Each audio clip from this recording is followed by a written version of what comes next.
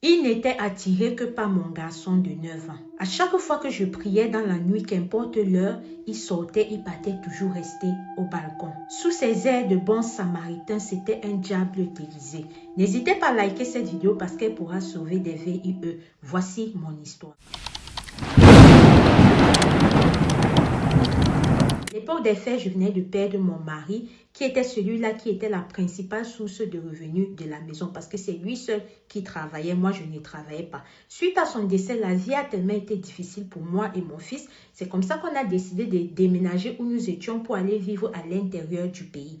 Quand je suis partie à l'intérieur du pays, c'était difficile pour mon fils de pouvoir venir à l'école normalement. Pour que vous puissiez comprendre un peu la situation dans laquelle nous étions, si mon fils devait aller à l'école, on devait se lever à 3 heures du matin, histoire de vite fait pour qu'il arrive à l'école à 7 heures du matin. C'était tellement difficile pour lui.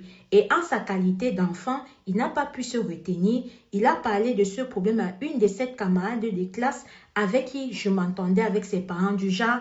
Il y avait de la courtoisie quand on venait souvent laisser nos enfants le matin. Comment tu vas et monsieur et tout ça. Quand elle a expliqué cela à ses parents, c'est ainsi qu'ils ont décidé de vouloir nous aider. Après avoir fait cela, quelques semaines après, quand je suis allée déposer mon fils, le père de cette dernière m'a pris après que j'ai déposé mon fils, me demandé si tout allait bien. J'ai d'abord voulu faire genre, mais il a tellement insisté, j'ai dit ok, je vais lui dire. Je lui ai dit que non, ça ne va pas depuis le décès de mon mari. Les choses ne se passent pas comme il fallait et même qu'on n'est plus dans la commune où on était, on a déménagé, on allait un peu du côté de l'intérieur du pays. Le monsieur m'a dit ok, il n'y a pas de souci, tu peux venir habiter chez moi. Notons qu'entre-temps, il avait perdu son épouse, ça faisait à peine 2 mois. Quand il m'a proposé cela, j'ai voulu refuser du genre, qu'est-ce que la famille de ta femme va penser? Ta peine n'est pas, tu ramènes quelqu'un. Il dit non, tu n'as pas à t'inquiéter. Toi et moi, on n'a pas une relation de papa, maman, maman. Donc, je vois pourquoi tu vas t'inquiéter. C'est juste pour te tendre la main le temps que tu trouves une solution. J'ai accepté, mon fils et moi, nous sommes allés aménager là-bas. Sauf que quand on arrive là-bas, il y avait une nièce du monsieur qui était là. Elle a commencé à réagir de manière bizarre. Elle a commencé à se comporter d'une certaine façon. Ceci, je vais vous donner les détails à l'intérieur de mon histoire. Comme je vous disais, quand on a aménagé là-bas, j'ai constaté que le monsieur là, de temps en temps, il était toujours bizarre. Notamment la nuit, quand je priais, qu'importe l'heure, il va sortir, genre comme si son corps est en train de chauffer à une température. Il va aller rester au balcon et ce jusqu'à ce que je finis ma prière. Et c'était ainsi tous les jours parce que moi, je priais tous les jours. Je vous assure que il y a certaines choses qui se sont passées là-bas que quand je regardais, je comprenais que ça ne va pas. Quand je regardais, je comprenais que le monsieur là devait être dans des choses pas très catholiques.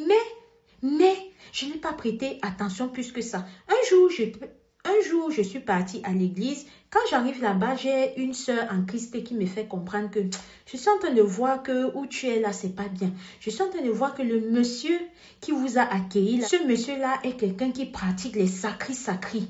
Il faut faire tout. Tu essayes de parler avec notre pasteur. C'est comme ça qu'elle me donne le numéro du pasteur. J'appelle le pasteur. Le pasteur me dit, ok, viens me voir tel jour à telle heure. Sauf que quand le pasteur me dit, viens me voir tel jour à telle heure, à ce moment-là, je n'avais pas d'argent. Je suis responsable de que Seigneur, si c'est que tu as mis cette opportunité sur ma route et que je n'ai pas d'argent, je ne peux pas louper ça. Mais le jour-là, j'ai décidé que je vais aller me placer en route. Je vais stopper le taxi avec le peu d'argent que j'ai. Une chose est sûre, l'Éternel va m'envoyer un taximan qui va comprendre ma situation et va accepter de me conduire là-bas. C'est que j'ai fait. Et par la grâce, effectivement, il y a un taxi qui m'a prise pour m'amener là-bas. Quand j'arrive là-bas, le monsieur me dit que comme je te vois là, l'heure est grave.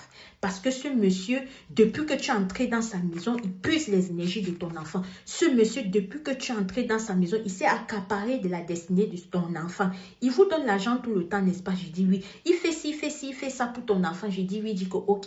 Sache qu'il te reste seulement 2 jours à vivre. Si tu ne quittes pas la maison là, dans 2 jours, il va finaliser tout et vous allez rip ton enfant et toi. C'est qu'on va faire. Comme tu n'as nulle part où aller, je vais te trouver un logement. Tu vas venir rester là-bas. Et quand tu rentres, tu lui fais comprendre que quand tu restais souvent, tu fouillais le travail et tu as pu trouver un travail de ménager que tu dois partir là avec ton fils, histoire d'apprêter tes choses, d'arranger un peu l'endroit parce que tu commences le travail le lendemain. Est-ce que tu as suivi? J'ai dit que oui, pasteur, j'ai suivi. C'est comme ça que quand je rentre, le monsieur vient, il me demande comment était ta journée et tout. J'ai dit que je vais bien. Je demande à lui parler. Il me dit, ok, il n'y a pas de souci. Je dis, monsieur, merci vraiment pour tout ce que vous avez fait pour nous. Merci d'avoir tendu la main. Voilà, je vous remercie. J'ai pu trouver un travail de ménager. Mon fils et moi, on doit partir partir aujourd'hui parce que je dois nettoyer et je commence demain. Quand j'ai dit ça au monsieur, hey, il se fâche. Que comment tu cherches le travail sans me dire? Est-ce que tu ne manges pas ta faim ici? Est-ce que je ne fais pas ci pour ton fils? Est-ce que j'ai dit que monsieur vous faites? Mais je voulais voler de mes propres ailes. Je ne veux pas dépendre de vous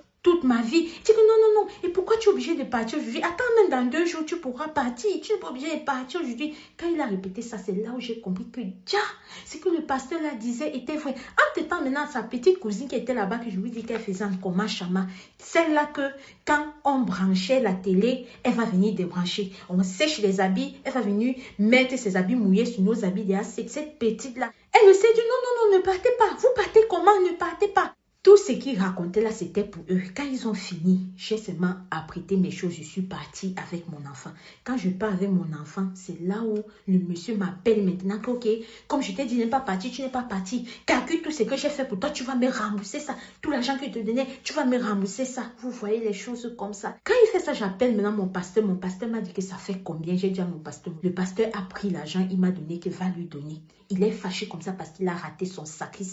Voilà comment, sur ces bons airs de bons samaritains, il voulait m'amener mon enfant et moi, mais par la grâce de l'Éternel, les choses ne se sont pas passées comme il avait planifié. Famille, soyez prudents, priez sans cesse parce que le dehors est miné. J'espère vraiment que mon histoire t'aurait appris quelque chose d'important. Shalom.